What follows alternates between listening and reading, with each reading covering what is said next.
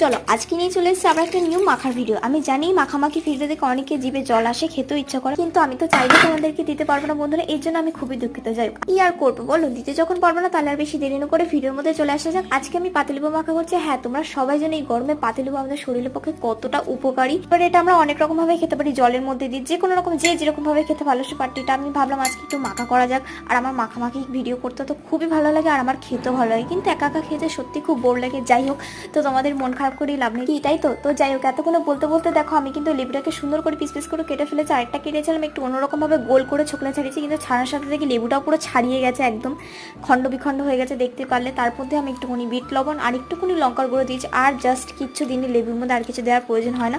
অনেকেই দেখেছি শুকনো লঙ্কা দেয়, কিন্তু এই গরমে আমি শুকনো লঙ্কা খেলে মারাত্মক পরিমাণে পেটে ব্যথা করে গাইস, এর থেকে না খাই বলে তাই হালকা একটু লঙ্কার গুঁড়ো আমি ইউজ করেছি এর মধ্যে, দেখতে পাচ্ছ। আর টেস্টটা কিন্তু মারাত্মক ছিল। আর তারপরে আমার খুব তেতো লাগছিল। যাই, ভিডিওটা ভালো লাগে লাইক করে